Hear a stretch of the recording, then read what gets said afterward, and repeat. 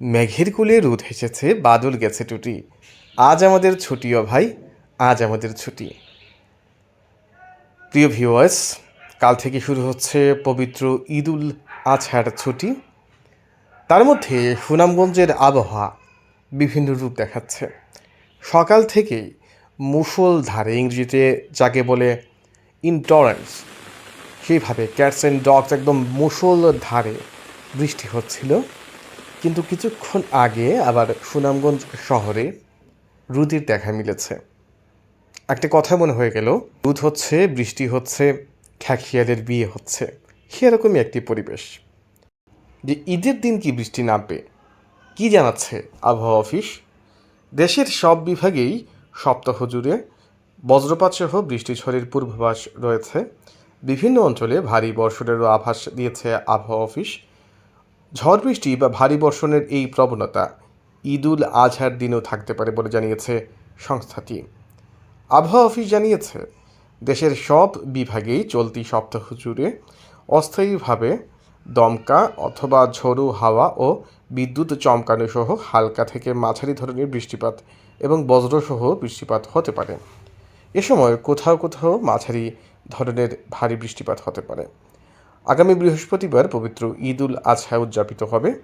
আবহাওয়া অফিস জানিয়েছে, ময়মনসিংহ, সিলেট বিভাগের অনেক জায়গায়, রংপুর, রাজশাহী, ঢাকা, খুলনা, বরিশাল, চট্টগ্রাম তথা সারা দেশেই অস্থায়ীভাবে দমকা হাওয়া, ঝোড়ো হাওয়া এবং বিদ্যুৎ চমকানো সহ হালকা ধরনের মাঝারি ধরনের বৃষ্টিপাত হওয়ার সম্ভাবনা রয়েছে।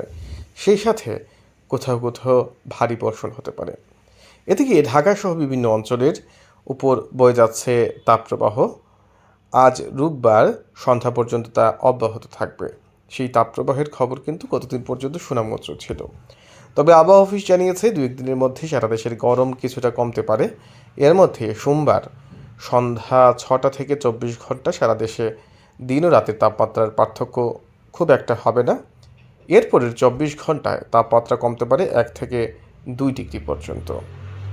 আবহাওয়ার এই খেয়াল খুশি, আবহাওয়ার এই আচরণ আমরা আমরা বাংলাদেশিরা দেখে দেখে অভ্যস্ত। সাথে সাথে রবীন্দ্রনাথের কবিতা, কিছু গান, অনেকে আবার এই বৃষ্টির দিনে খিচুড়িও খান। সব মিলিয়ে যারা একটু বিত্তবান রয়েছে তাদের জন্য বৃষ্টি স্বস্তির হলেও সুনামগঞ্জের যে হাওর অঞ্চলের মানুষ, তাদের জন্য কিন্তু বৃষ্টি মোটেও স্বস্তির নয়। এবছর আমাদের প্রায় জায়গায় ধান চলে গেছে, ফলে মানুষের ভিতর একটা অশান্তি রয়েছে। তার উপর জ্যৈষ্ঠ মাসে বৃষ্টি হচ্ছে, এই বৃষ্টিটা যদি কন্টিনিউয়াসলি থাকে তাহলে বন্যারও একটা দেখা দিতে পারে। সব মিলিয়ে সুনামগঞ্জের মানুষের ক্ষেত্রে বৃষ্টিটা কিন্তু একটু অন্যরকম, সেই বিষয়টা কিন্তু আমরা জানি। সুনামগঞ্জ শহরের বা এর আশেপাশে সুনামগঞ্জ জেলায় নদীর পানি এই বৃষ্টিতে এই বৃষ্টিতে বেড়েছে প্রায় 11 সেন্টিমিটার।